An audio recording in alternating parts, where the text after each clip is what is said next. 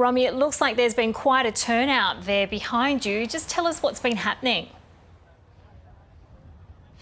Yeah, Miriam, there certainly has. Hundreds of people have assembled their kayaks and their floats and headed out onto the water behind me. I'm currently standing on the edge of the shipping channel which leads into the Port of Newcastle, and on any typical day you often see boats and vessels passing through here, and notably the big bulk carrier ships that cart coal in and out of this area. However, today it's a very different picture. There are kayaks spread out along this beach. There are kayaks and floats in the water as people are protesting the exportation of coal from this port.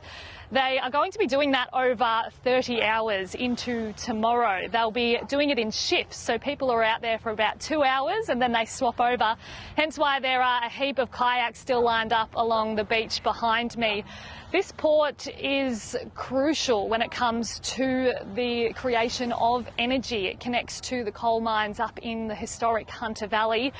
The coal is carted from there to this port and then shipped out overseas. More than 150 million tonnes of coal is exported from this port each year. So protesters are hopeful that by blocking it over the next couple of days, they'll have both their voices and their concerns about climate change heard. Romy, given the significance of Newcastle for coal exports, has there been a protest like this held in Newcastle before?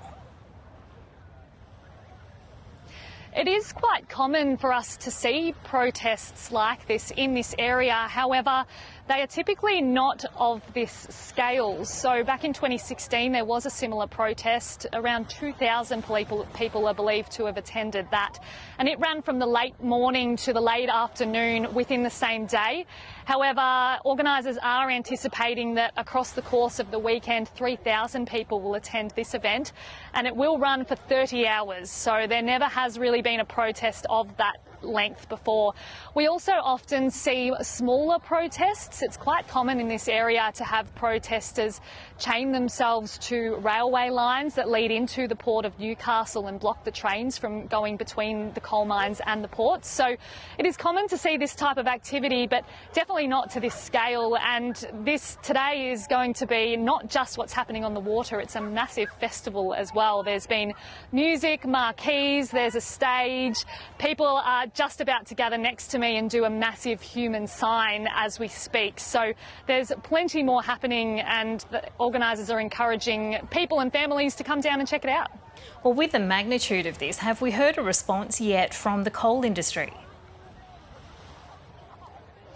We have. During the week, the New South Wales Minerals Council put out a statement, and they wanted to emphasise how important coal is, not only for this region but also across the state and country.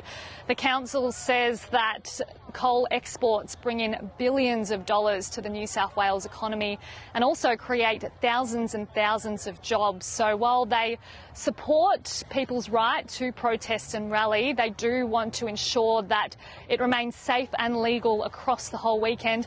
We also heard from a coal miner who has attended this protest today. He spoke earlier, and here's a little bit of what he had to say. Look, I've been part of the resource industry for the last 43 years. I'm a part of the protest today to raise awareness about the idea that we need a transition. I fully understand that the need to change, and being a coal miner doesn't divorce me from the issue of caring for our environment. It doesn't mean that I can be reckless with our children's future, and that's why I'm here today with these guys to raise awareness about the future. So as you heard there's people from all walks of life here today, and they really hope that the federal government and the state governments hear what they're saying and do something urgently to address the climate crisis. Our reporter Romy Stevens there with the details in Newcastle.